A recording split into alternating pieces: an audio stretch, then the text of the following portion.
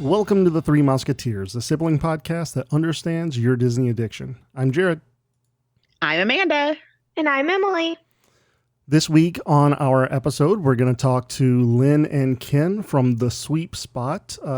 Listeners may remember Lynn from last year. We talked to him about some stuff regarding Disneyland since he was a member of the custodial services, along with Ken as well. They both have a book. What's the title of the book again? I can't remember. It's Cleaning the Kingdom. Cleaning the Kingdom. Yeah, there you go. They got two books regarding that topic, which is pretty interesting. And I've read a little bit of it, and I need to finish it, but it does seem very interesting. So go ahead and check those out. But first, let's get into some trivia. Are you guys ready to play? Yeah. Yeah, let's do it. Okay. I think I might have you stumped, maybe. What popular We'll see. Disney character makes an appearance as a stuffed animal in Frozen? Is it Tinkerbell, Snow White, Mickey Mouse, or the Little Mermaid?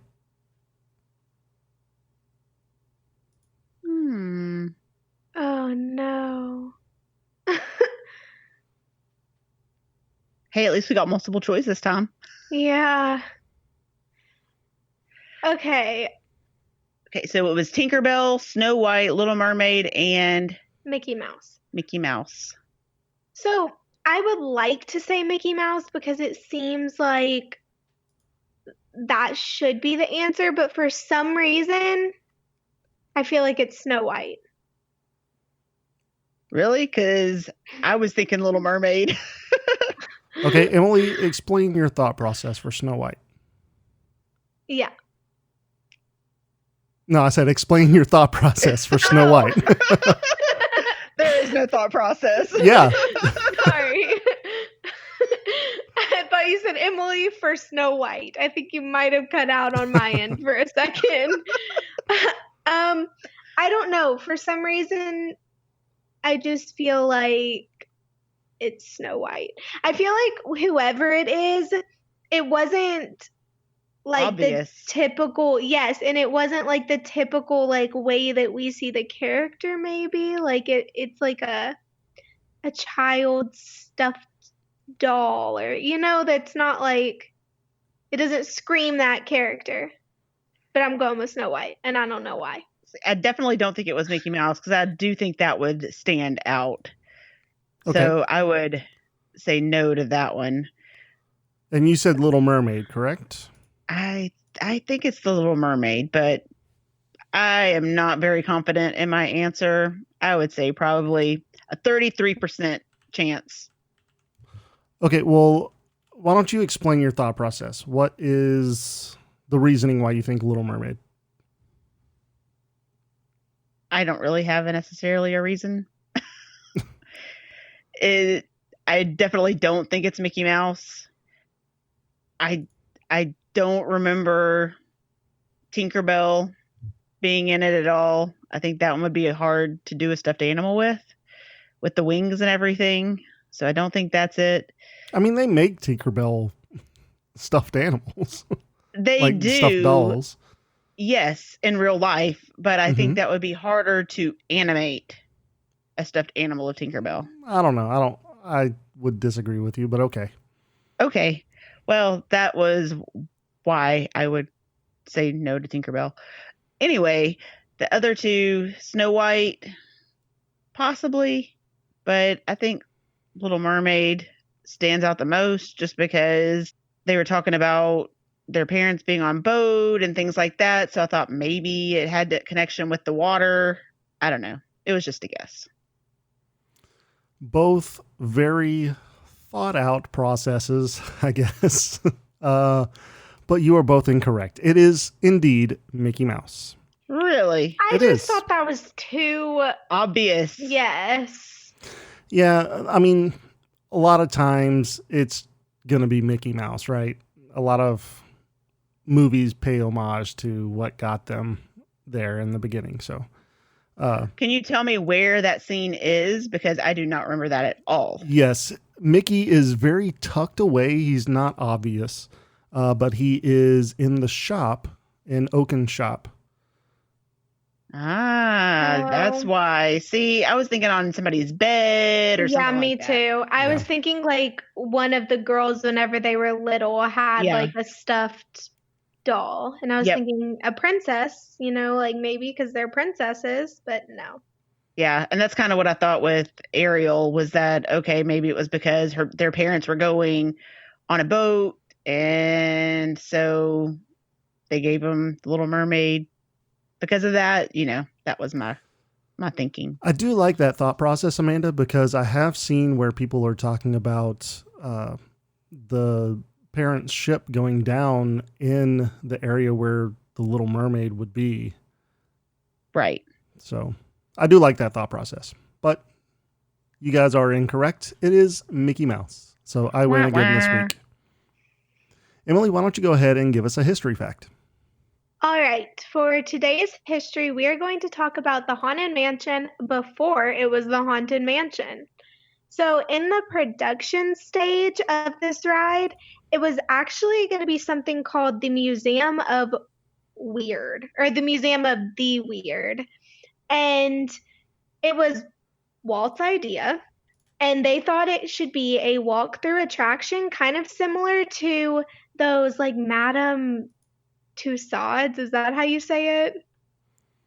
Sure. I have no idea how you say Are you talking about the wax museums? the wax The museum. wax museums, the walk-through museums where you're looking at different figures and things like that. It was supposed to be kind of the same as one of those, and it was going to be themed around paranormal oddities in a fantastical setting, is what they say. I'm all about it.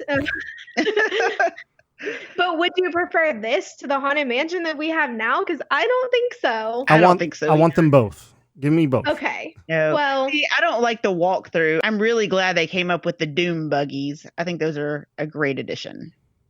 yeah, I could see maybe doing like a walkthrough. Kind of, I mean, they do this now. The beginning of the ride kind of is a walkthrough. Like you go into the stretching room, and so I could see maybe doing like part of the ride as this like Museum of Paranormal Oddities, and then you get in the Doom buggies. That would have been kind of cool.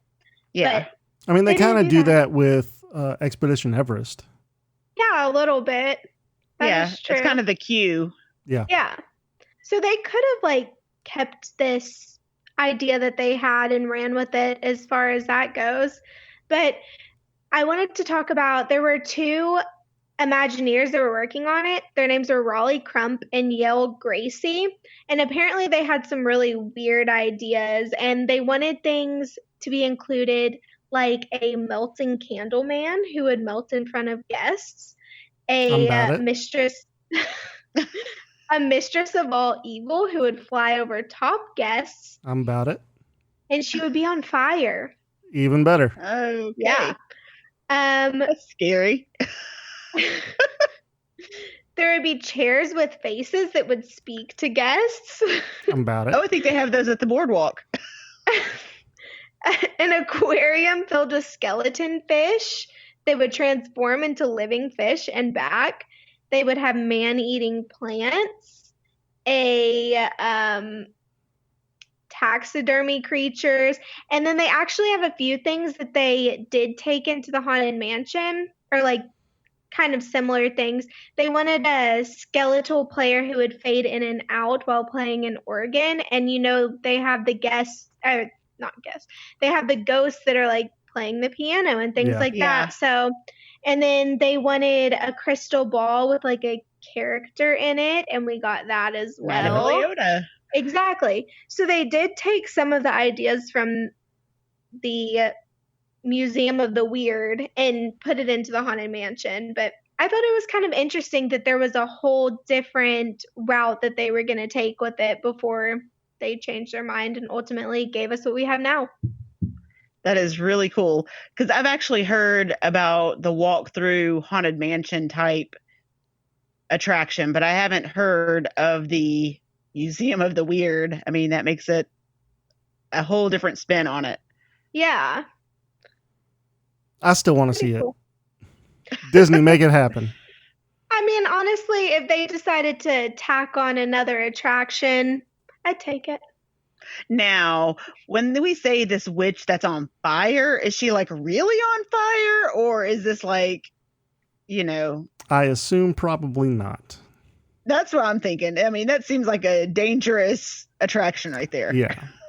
I don't know. Hopefully it would just be illusions. I'm sure it probably would be. Hey, you never know. I mean, times were different then. True, but things were a lot more flammable then as well. So, yeah, I don't know. well, Amanda, why don't you go ahead and give us a tip for the week? This week, I wanted to talk about the refillable mugs at the resorts, the Disney resorts. So these resort mugs cost $20. They're like $19.99, I want to say. But you get unlimited refills at any of the Disney resorts. So if you're going to be there for a few days and you plan to eat at the quick services at your hotel for breakfast maybe, or for dinners, even lunches, you can have these refilled as many times as you want. So if you're going to use it one time and for 5 days, you've made your money back, because the soft drinks at Disney are like over $4 each. Yeah, it's like $4 plus tax. Yeah, so if you go 5 times and refill your mug, you get your money's worth. For sure. Yes. Now, so can you do sodas and coffees and juices and stuff, or is it just soda? You can do soda and coffee and tea, I believe. I don't think juice is available. And normally it's something where you could just go refill it yourself at the self-service kiosks with the drinks. But with COVID, it's a little different now. You actually bring your cup and the cast members will fill a disposable cup up for you. So you're not getting your cup all gross.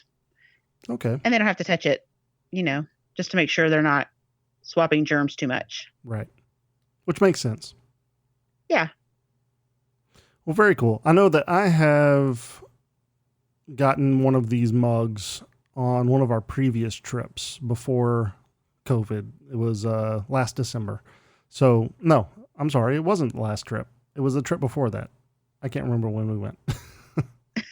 A couple of years before that. Yeah, a couple of years before that. But I have done this, and yeah, it's great. I mean, it's a nice souvenir too. They do have another mug that's like $29.99, I want to say. That's an insulated mug. So you can do that. It's a little upgrade. It's a little nicer mug, but it's the same refillable type mug. Okay. And it would take a little bit longer, I guess, to recoup your money from it. But it is a nice cup that you could use for coffee or drinks in your regular life too. Right. And it keeps your drinks cold. Or exactly. hot if you or get hot. coffee. Yeah. Yeah. Now, can you bring old mugs to the resorts and fill those up? Like if I brought one that I bought 2 years ago, would I be able to bring that? You cannot. They actually have chips in them. So they are only good for 14 days or for the length of your trip if you're staying longer. Oh, very interesting. Yeah, I really like the mugs. I always do the dining plan, and so the mugs come with it. And I would say that if I wasn't on the dining plan, I wouldn't get the mug. But then I think about how much I actually use it, and then I start to think I probably would. And I don't even drink soda in my daily life. Like, I really never drink soda. But while I'm at Disney, I'm treating myself, and you've been at the park all day and it's hot, and soda sounds really good. And some of my favorite things are like taking the mug down and getting it filled up and then going to the pool or going back to the room at night. And I don't know, it's fun, and I have fun memories doing that for some reason. And I like it, and I would recommend it. Yeah. I mean, especially if you plan to eat at your hotel quick service often. I mean, it's very convenient to have that mug. I was not planning on getting one my last trip. And then when I went to go buy the first soda, I was like, $4. Okay, I did the math real fast. We're going to be here 8 days. Yep, definitely need a mug. Yeah. Yeah. I mean, if you're a soda drinker, it's a no-brainer. Well, I mean, Yeah. also Or coffee. Yeah. Or tea. Coffee too. Yeah, that's true. Yeah. Because coffee is very expensive. Yeah. Way more expensive than it should be. And, you know, having those free refills is pretty nice. Yeah. Very true. That's a very good tip, Amanda. Especially if you drink multiple cups of coffee in the morning. I mean, you know. Oh, yeah. Mm-hmm. I can't go wrong. So I just had a cup of coffee before we started recording, but this is my first cup of coffee in like 3 months, 4 months. Yeah, you don't really drink coffee. I really don't drink coffee that much. Yeah, with 2 little kids, I need my coffee every morning. Completely understand. All right, let's go ahead and get into the segment for the week. Our segment is hero or villain, and this week I decided to choose Simba. What do you guys think about Simba? First gut reaction. Hero or villain? Hero? Yeah, hero. Okay. And why is that? Are we talking about baby Simba? Are we talking about adult Simba? Which one are we talking about? You know, I want to go teenager over Simba? I want to go over the entire span of Simba. Okay. So whenever we first meet Simba, is he a hero or a villain? He's a baby. Hero? He's neither. I mean, because if you have to choose one, he's a hero. He's obviously not a villain. Yeah. Well, I don't know. Well, if you're talking about like whenever he's young, what do you think? He's mischievous. He's not a villain. That's not a villain. Yeah. And I would say hero because think about whenever he's being presented to all of the land and it brings all the people together. Hero. So he is a little bit much, I would say, to keep it polite. He's a little bit much when he's young. I mean, he's basically saying, I can't wait to be king because I'm going to be the best king and I don't need anybody's advice. I don't need anybody's help. Well, he's a little kid. Yeah, little kids don't understand the ramifications of what they're thinking, what they're saying. They just think they're invincible. And how cool is that he's going to grow up one day and he's going to be the king? Exactly. I don't think that makes him evil at all. No. It doesn't. The one reason why I wanted to bring this up is because as most people look at Lion King, it is Savannah Hamlet. And Simba is the Hamlet character. And Hamlet, as we know, is more of like an anti-hero. He has some real problems. So with those two linked together very loosely, because it's not the exact same story. It is very similar to Hamlet, but it's obviously not the exact same. But those two characters are put together from time to time, and Hamlet himself is kind of the anti-hero, but I would say Simba is obviously the hero. Yeah. Obviously, Scar is the villain in this, and he's my favorite. Most definitely. Yeah, I did not think there would be very much controversy on Simba if he was a hero or villain. I mean, it seems pretty straightforward to me. But I would like to know if there's anyone out there that thinks Simba's just a not great guy. Let us know. Yeah. I'd love to hear why. Me too. I would say that Scar thinks that Simba is not good. No, Scar's just jealous. Very jealous. Yeah. Yeah. He is very jealous. You are correct. Okay, well, yeah. Hero, I guess. Obviously, for Simba. Obviously. That was the easy one. It was an easy one. But you got to throw out the easy ones every now and then. No, you need to challenge us. Okay. I will start to challenge you more and more every episode then. Okay. But yeah, like I said, I just wanted to bring this one up because of the link to Hamlet. So I've never heard that link, but okay. You've never heard that? Really? No, I have not. Oh, wow. You need to So, look it up. yeah. It's the stories are very similar. Okay. I'll trust you. Just look up Savannah Hamlet and you'll get Lion King, I promise. Okay. All right, well, that's going to bring us to the main topic. And I just wanted to add this little note that Amanda and I both had a pre-recording with Lynn and Ken with the sweep spot. And Emily was not with us on the interview because she was not feeling very well. So we went ahead and recorded the interview without her. Just keep that in mind as you listen to this pre-recorded main topic. This week, we actually have guests, special guests. We have Lynn Barron, who has been on this show before, and Ken Pellman. Ken, did I pronounce your last name correctly? You did. Thank you very Awesome. much. I know it's a complicated name, so thank you. You know, it doesn't really look all that complicated, but if anybody's going to screw it up, it would be me. That's true. That's very true. So, Lynn, our audience is already kind of familiar with who you are and what you've done. But why don't you go ahead and remind them about your background? Okay. I worked at Disneyland in the custodial department from 1998 to 2007.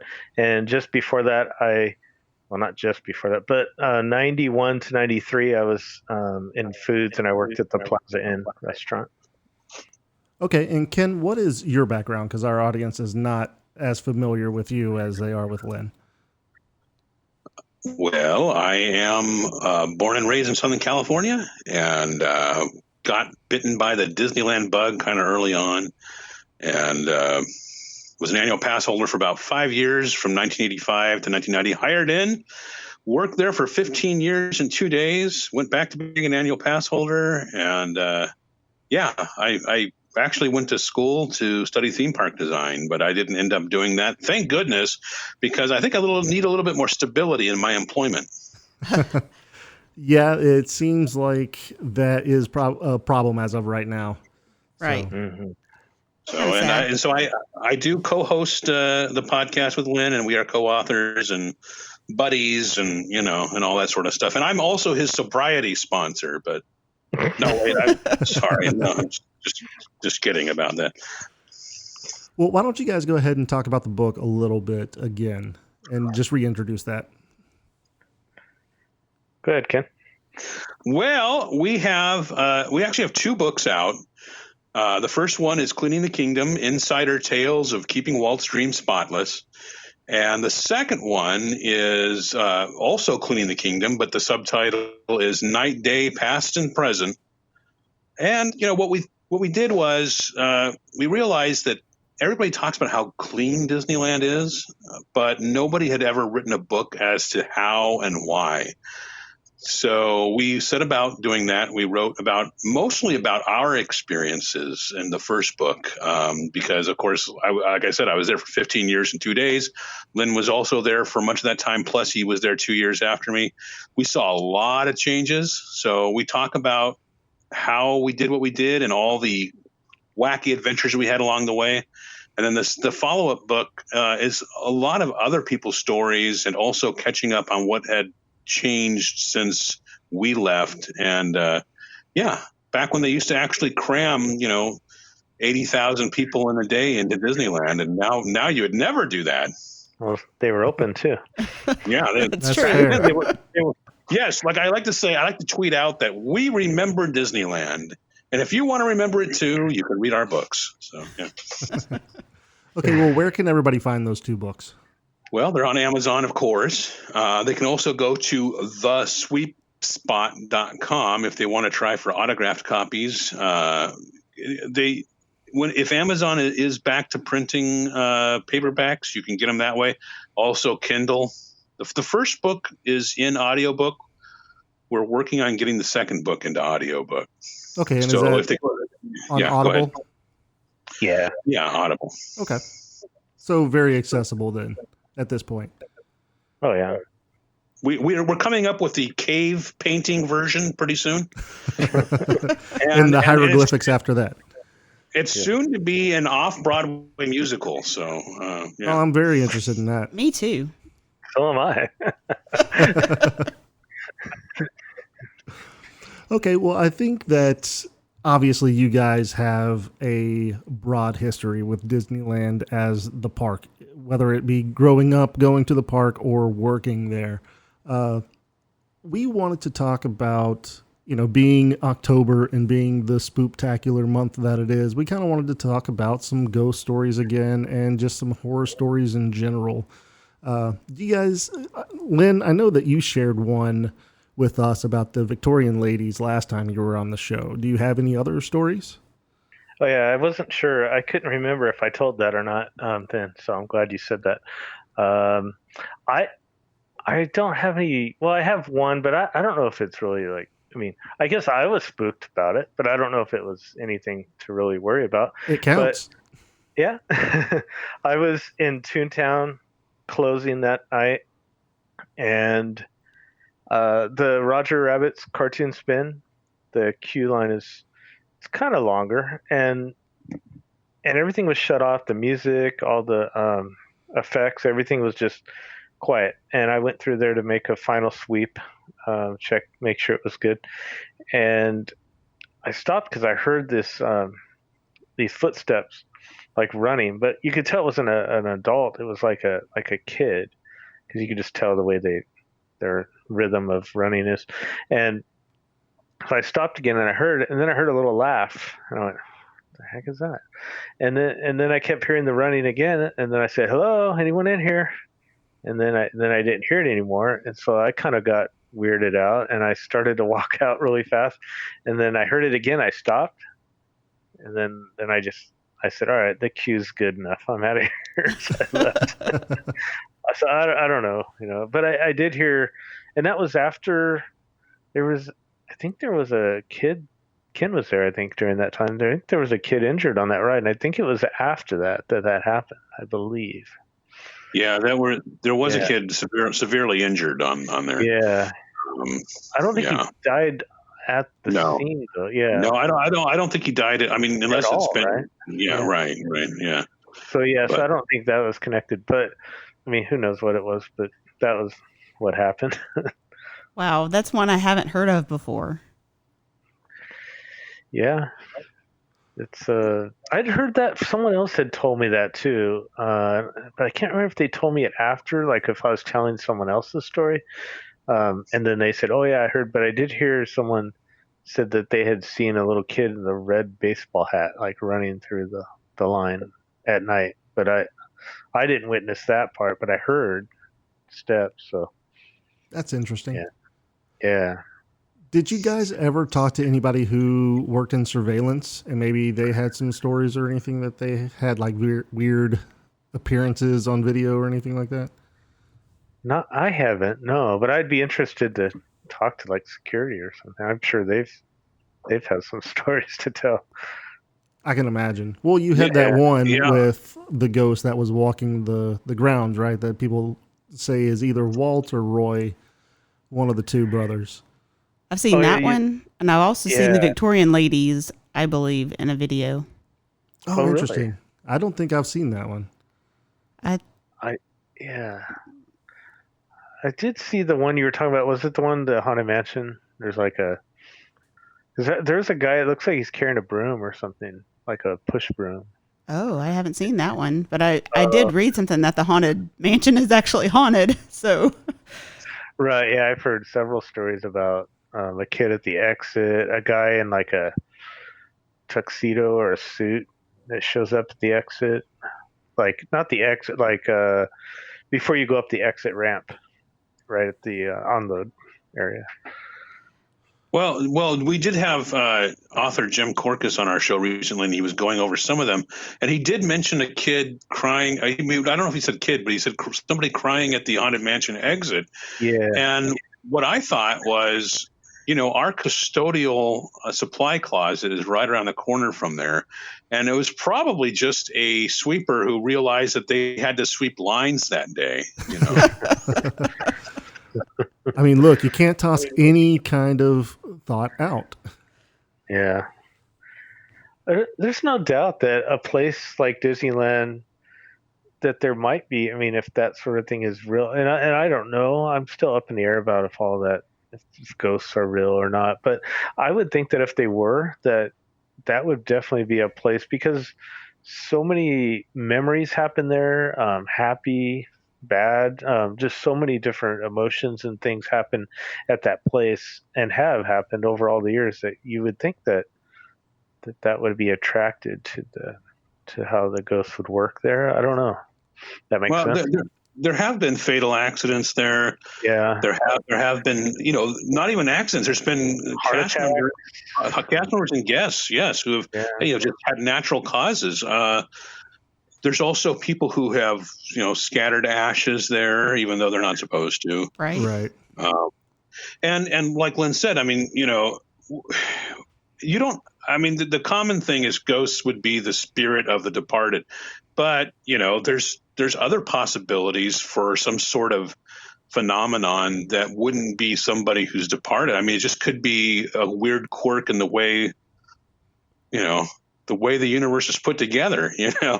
I mean, it's, it could be something else. It could be, and even just from a purely skeptical standpoint, it is a place where there's heightened emotions and your perceptions are toyed with. And there are, there's animals that live there, there's cats and there's crows and all kinds of stuff that can kind of trigger something in you. That's fair. We just talked about the cats last episode, so I'm glad you brought the cats up.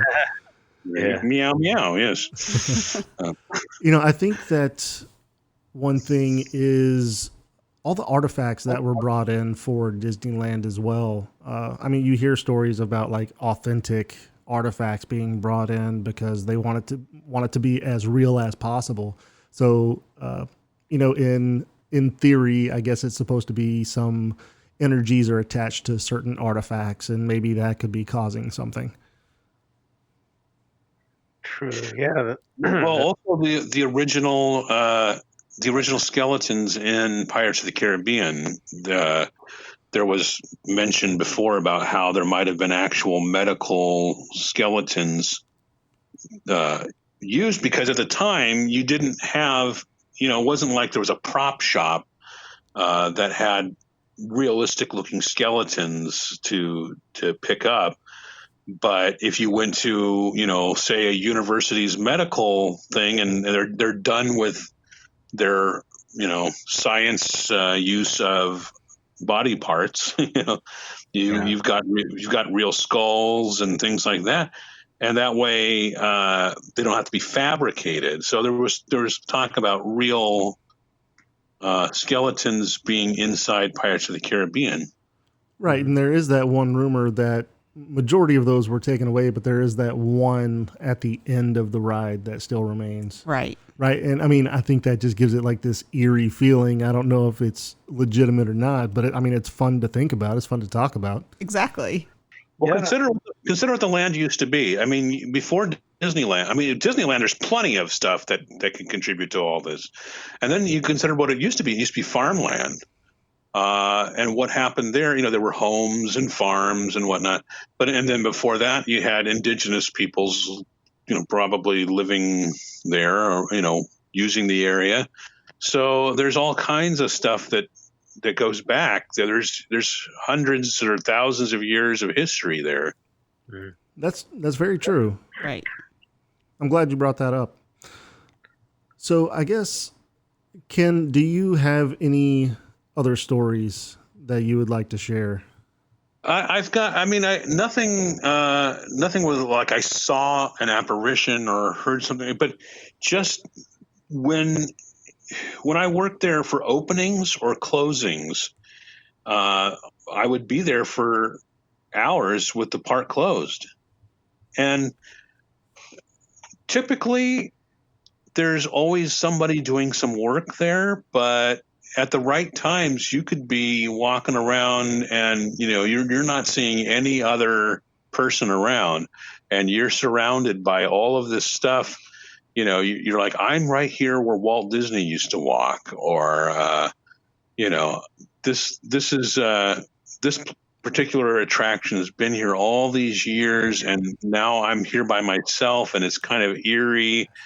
and the whole setting of it, because there's just so much that goes into this. There's just the whole architecture of the place and the music and the sound effects. And even when the park's closed, some of those sounds are still going.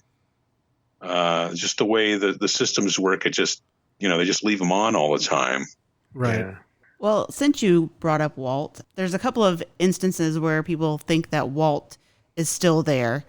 One of them is his apartment, and that the light, whenever someone would turn it off, it would turn itself back on.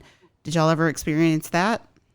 No, I've been up there one time, but it was during the day, and I don't remember anything about the light. But I did hear that too. I'd heard other Jim Corkus, who Ken mentioned, was on our show last week and was mentioning that someone had told him that they had seen Walt like in the park, like at night. I don't remember the specific story, but they had seen him in different ways, like how you would probably think, would see him in a suit and stuff, and then in a sweater and different things. I did have someone tell me they saw him at the Blue Bayou. Really? Just sitting at a table and smoking. Wow. Yeah, like the park was closed or something. I mean, it was. You just, who knows? I mean, there's just all kinds of. I like to think, there's a picture of Walt Disney dancing at Carnation Plaza Gardens. Yeah, with his wife, yeah. And he's got the biggest smile on his face, and he's dancing. And that's what I like to think he's doing right now. Is he's dancing somewhere with Lillian, and he's got that smile on his face. I think we all, I think we all want to imagine that, right? Yeah, for sure. I have one story that I mentioned is in our book, the first volume, Cleaning the Kingdom, but it was from a friend of Ken and I that we worked with. His name was Vince. So he was on restrooms that day, and he was checking, and when you're cleaning restrooms, you obviously check all the stalls and everything and clean them. And he saw some feet at the bottom of the stall, and there was a kid there who was crying and stuff, and it said, obviously it was his dad, and he, I guess, had a heart attack and died on the in the stall. And Vince saw him, and they called medical and everything, and so that was kind of traumatizing, to go through all that. And so he told management that he didn't want to be scheduled in that restroom any longer because of just too many bad memories of that whole thing. And so I think about 5 years went by, and he was a lead, I think, and they needed someone to cover that restroom because someone had called in or something had happened. And he was going to tell him no, and then he thought, you know what, I just need to face up to my fears and do it. So he's like, yeah, I'll do it. So he goes in there, and he goes to the last stall where this incident happened. This was 5 years later. And he opens up the stall door, and the toilet falls off the wall, and water goes spraying everywhere. And he ran, and he said he didn't know how he ended up. This was in the Village House restroom, which is that little restaurant, Village House, in Fantasyland across from Casey Jr. And he ended up at the Adventureland locker, or custodial locker area that's like in Frontierland, Adventureland area over there. He said he didn't remember how he ended up there, but he ran so fast and he got out of there. So, yeah. Village House is now the Red Rose Tavern. Right. Yeah. For those of you young whippersnappers who need the current names. Yeah. Yeah, I think that would have scared me a little bit. Yeah, he said he couldn't believe it. He just looked, and all of a sudden the whole toilet fell off the wall, just poosh, and broke into pieces, and water went everywhere. So I'm guessing crazy. He didn't work in that restroom again, right? No. No. Now, I mean, we do know that the Victorian ladies like to hang out in bathrooms, right? Yeah, for sure. And that was part of my story, was that was in Plaza Inn restroom. That. Oh yeah, that's right. That is where they are. Yeah. Yeah, and that I think we talked about, people can go back and listen to that episode if they want to hear the story. But I've done more thinking about it, and it just feels like it could have been a cast member that, I don't know if I said that last time, but I was trying to figure it out, and I thought it could have been a cast member for the past. But then I thought, what the English voice? But there's English people that live in the United States, but I don't know. Just trying to figure out, like, if that was a ghost, like, why were they there? I mean, why are they anywhere? I guess is the real question. True. Yeah. I mean, if you believe in that sort of thing. Yeah. So I kind of like the idea of Walt specifically still being in Disneyland. I know that we kind of talked about this last episode too, but I mean, it's just something that makes you feel good, right? Like to know that Walt's spirit is still there enjoying the parks with us. Yeah, that he's still part of it after all these years. He's still a part of Disney. Right. And that's what I always think makes Disneyland, not that Disney World isn't special, but that's what makes Disneyland special is that, Walt walked in that, they're in the park when it was open, and I still like to believe that his spirit is still there, Yeah. one way or another. I mean, part of him is still there. I think if it was anywhere, it would be Disneyland, for sure. I agree. Yeah. Because, I mean, that was his heart and soul, right? It was his dream. So, but maybe Roy is at Disney World. I don't know. Maybe so. Maybe they decided in the afterlife, said, "Hey, look, I'll take the West Coast. You take the East Coast." Yeah. Roy deserves it, man. He stuck around, delayed his retirement, and worked to open Walt Disney World. And then a couple months later, he dies, and it's just like he deserves to enjoy the place. Right. It's poetic to some extent. So I think what we kind of want to bring up is moving along from the ghost stories in general and just talk about horror stories. And whenever I say horror stories, I mean dealing with like terrible guests. Have you guys dealt with anything that you can think of that is just a horror story? Like a guest that maybe was not very nice, there was one time, and I think I detail it in the first book. We were doing our closing procedures, and it was a day the park wasn't open too late, so it's kind of sundown time, and we have to clean, everywhere we can reach, and along the rivers of America there, where people watch Phantasmic, kind of between the Tom Sawyer Island raft docks and the and Riverbell Terrace. To really get to clean it, I climb over the railing, and I'm standing on a little ledge, and I could easily fall into the water, right? So I'm just being really careful. And the park is thinning out, the guests are going, and this lady comes over, and she approaches me, and when she gets close, I can just, she's probably middle-aged lady, and she's mumbling, and she's looking at me, and she's mumbling, and I realize that she's not all there, right? And I think, oh my God, this lady can push me right into the river, so I'm like holding onto the railing extra tight, and I have a radio on me. That's another thing. I don't want the radio to fall in the water. So I radio control, which is, the overall master control program for security. I say, can you send over there's a guest over here who hasn't cleared yet, and I believe it might be a 5150. We always use standard radio codes back then, so we'd say 5150 if we thought somebody had a mental issue.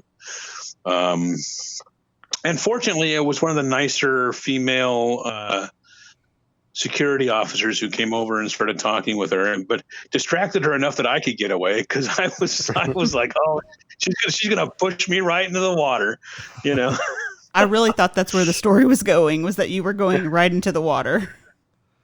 No. That would be Thankfully. terrible. No.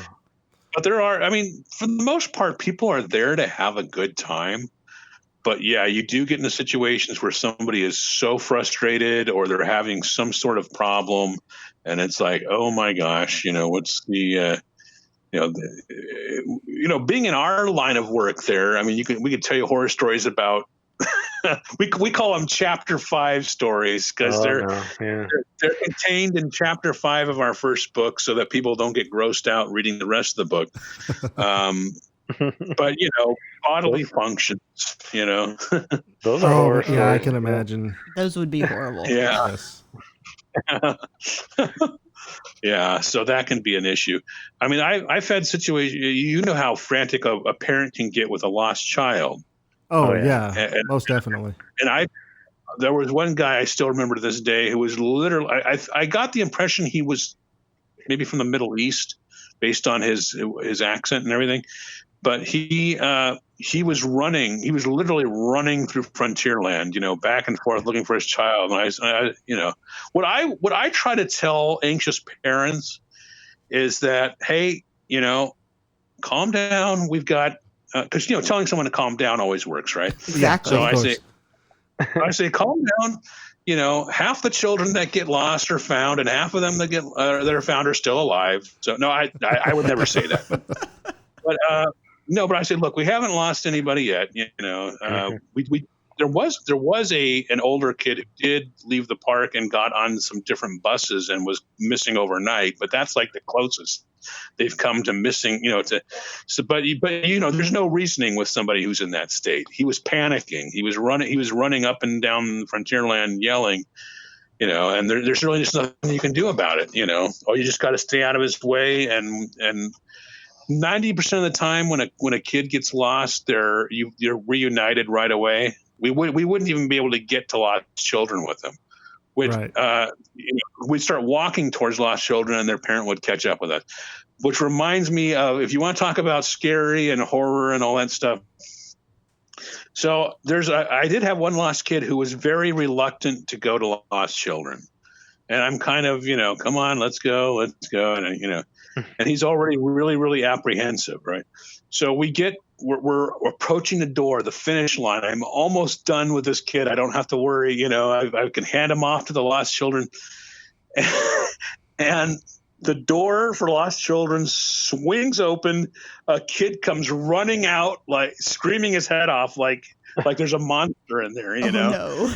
And all we can see through the doorway is one of the matrons who works in there. But, the expression on her face, and I'm thinking, to this kid, this looks like the witch who ate Hansel and Gretel. I mean, I know she's a nice lady, but to the kid who sees another kid running out screaming, this is terrifying. So I think I have still managed to get that kid in there, but I don't know.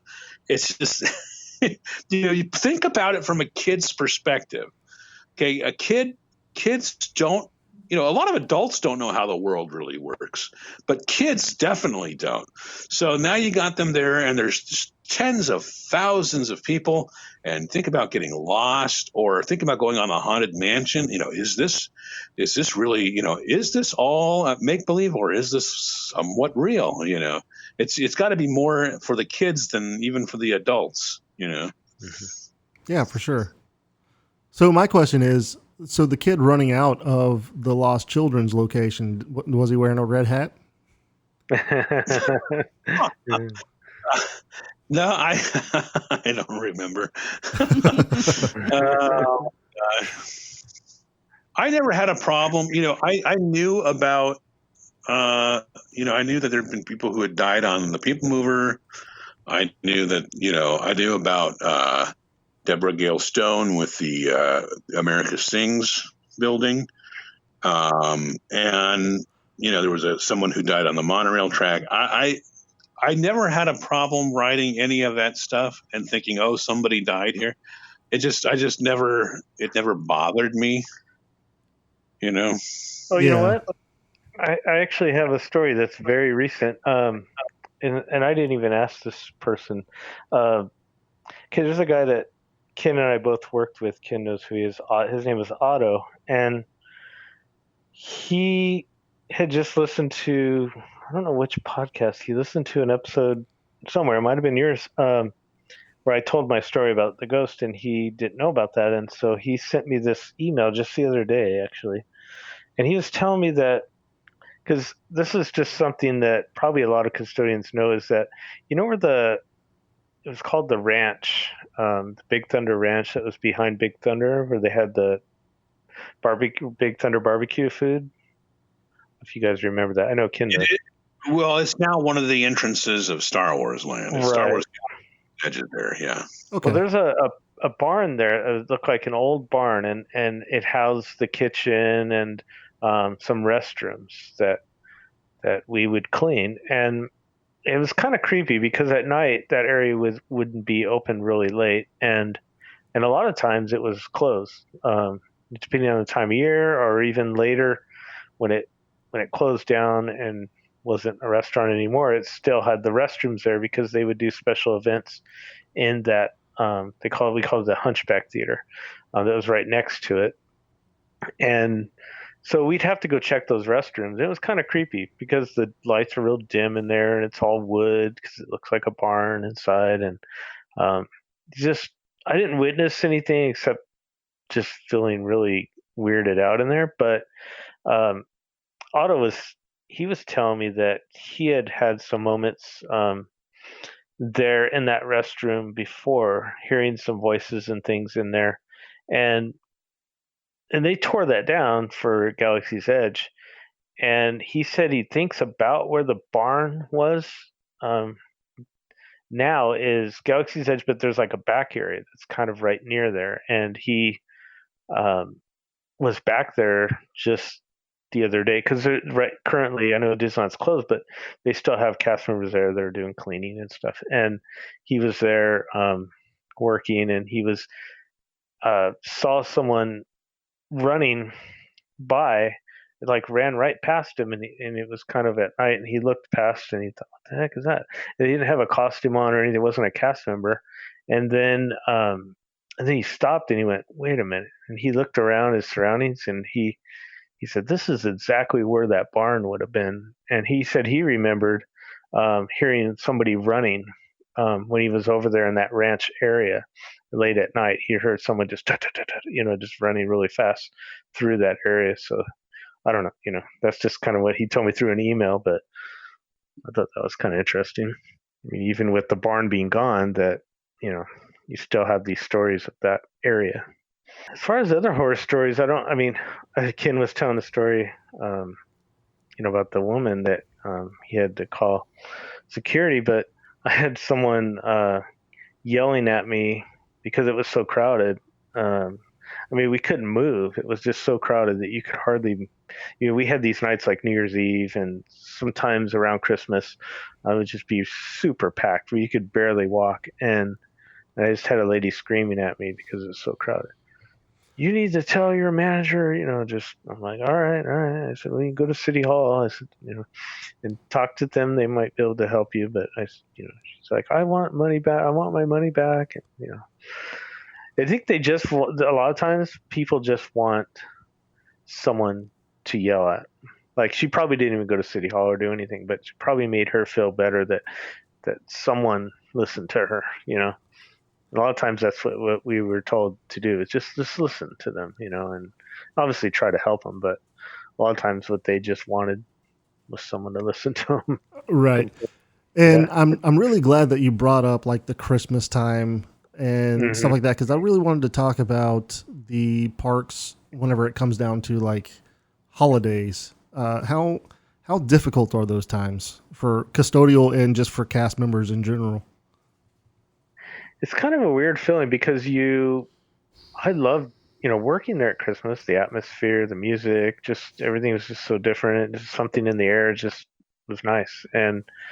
But then you have these huge crowds, especially the time period between the day after Christmas. Christmas Day was generally not like super crazy, but the day after Christmas to like New Year's Eve day, like that period was always super busy because you have the Rose Parade and Rose Bowl and different things, events, family coming into town for Christmas, and everyone decides to go to Disneyland during that week. But there would be times where we were just, you couldn't even see the ground. We were just trying to sweep, and you're just like, all right, well, I'll do my best. But we had it down pretty good. There was a few nights where we were closing, and I thought, how are we going to get through this? But it kind of thins out, and as less people go, you start seeing more trash, but then you just kind of work your way through it. But New Year's Eve, we'd have times where we'd put extra trash liners like in flower beds, just so we'd have extra places to throw trash, because the trash cans would just overflow super fast. We couldn't keep up. I can imagine. Yeah. Because Amanda and I have both been to the parks as park goers during like Christmas last year. We were here, and in Epcot it was just packed. Wow. Shoulder to shoulder. Yeah, you could not walk move. through. Yeah. So I can only imagine what it would take to clean the park and deal with the park goers in something like that. And that was like a week before Christmas, so I can't even imagine on Christmas how crazy it was. Yeah, I think New Year's Eve was always the day that we just knew was going to be just completely packed. And it always kind of would start off kind of slow. But then I think as the day progressed, it would just build and build. And then, the parks, Disneyland was usually open until, I think, 2 o'clock. I think it was 2 o'clock. Something like that. It was like 2 o'clock or 3. So we'd be there till like 3:30, I think. 4 o'clock in the morning. Wow. Yeah. The early years of Fantasmic, they would run like 5 shows. They would do the three shows. 3 shows were standard for a busy time, and then they would go out and reload the show and do 2 more. Wow, that's crazy. It was just, and plus what they would do is they would distribute hats and horns, and those things would just be, the hats were like cheaply put together and made out of like confetti, and the stuff would just fall apart, and it was crazy. It was just, New Year's Eve is a unique time at Disneyland, especially for custodial. Yeah, I can imagine. Just the standards that we had, we were supposed to, at the time, we had this 15-minute round. We were supposed to sweep your area within 15 minutes. And just these higher standards, it seemed like that was still in effect, but at the same time, it wasn't something that management was really looking after, because, it was just crazy. But we were well staffed. Like, they would make sure that we had enough people. It's never enough, but we'd have, double what we would probably normally have in the area. Well, at least that was something that they did for you. Yeah, it was we were well equipped. They had been doing this for years, so they kind of had it down. But there's just some things you can't. Like I think I was mentioning before that one of the New Year's Eves, it was 1999, so it was going into the millennium, the 2000, and the Y2K, remember all that? Yeah. Unfortunately. Yeah. And so they didn't know how things were going to, if the electricity was going to go out or rides were going to stop or what was going to happen. And so we were told, I was on restrooms that night, and I only had 2 restrooms. I had Tiki Room and Adventureland. And those 2 restrooms are maybe, 30 feet apart. And we were told that at midnight, maybe like 30 minutes to midnight, we're supposed to evacuate the restroom, because in case electricity went out, we wouldn't have people stuck in there not being able to see. And then what they did, a smart thing, is they handed to every guest that came in the park, they handed those glow sticks out, and it says like Happy New Year 2000 on it, Oh, very smart. The idea was that if electricity did go out, you'd have, a bunch of glow sticks. Yeah. people with glow sticks that would probably light up the park with that many. Yeah, but they presented it. They presented it like these were like magic wands or wishing. Right. I mean, Yeah. They didn't tell you it was in case there was a disaster. Right. Well, that's the secret. That's on the hush hush, and we're not going to talk about that. It's the magic of Disney. Exactly. Right. It was pretty cool. So nothing happened, obviously, and but they looked at Disney World didn't have any problems. Paris didn't have any. They looked around the rest of the world and saw that they weren't having problems. But that night, I did have to walk back and forth, and there was times where it would literally take me 45 minutes to walk that 30 feet because I just couldn't even move. So, wow. And then I look around and the guests are just surrounded like me, and I hear them complaining and cursing and this is it's like I throw up my name tag in my Disneyland thing, so I'm like, I don't want anyone to start complaining to me about this. Right. Well, guys, I think that's going to do it for this episode. We really want to say that we appreciate you guys coming on the show. Do you guys have anything else that you want to talk about before we let you go? Just, you can find our podcast, The Sweep Spot, anywhere where podcasts can be found. Obviously, Apple Podcasts, Stitcher Radio, just all those places wherever you can pretty much find a podcast. We do a show twice a month with Ken and I, and then I started doing a show on the off weeks where I just do a little mini episode, I call it. And we have a YouTube channel that we kind of started doing some live streams during this pandemic time, but we've kind of taken a break from that. Kind of thinking maybe when the parks reopen, we'll get that going again. But yeah, you can find out information on our podcast at thesweetspot.com. Ken mentioned you can get our books anywhere, and that's basically it. Yeah. Okay. Well, Lynn, Ken, thank you guys so much for joining us. Yes, thank you so much. Yeah, thank you for having us. This is great. Yeah. Not a problem. We look forward to doing it again sometime. Awesome. Okay, so thank you so much to Lynn and Ken for that interview talking about the parks and some of the haunted features of Disneyland. We really appreciate you guys coming on, and if you are interested, check out their books. They have the 2 books that are Cleaning the Kingdom series, and I think you're all going to enjoy them.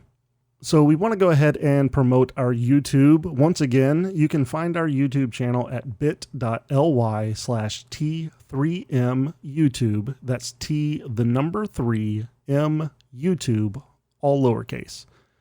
We don't have any reviews to read as of right now, so if you love the show, let us know. Leaving a 5-star written review is the best way to let us know that how we're doing and if we're covering the topics that you want to listen to.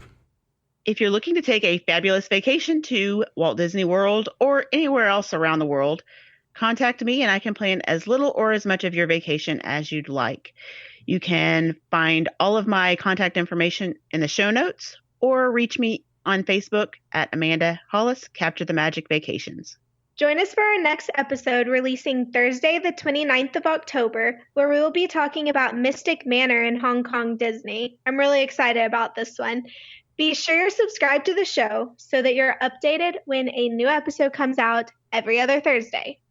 Okay, that's going to do it. Thanks for listening to this episode. You can be a part of the magic by following the show at T3M Podcast on all social media platforms. That's T3M Podcast. Leave us a 5-star written review and we'll read it on an upcoming episode. If you have an announcement that you would like to have on the show or just want to reach out to us, send us an email at t3mpodcast@gmail.com. Have a zippity-doo-dah day. See you real soon.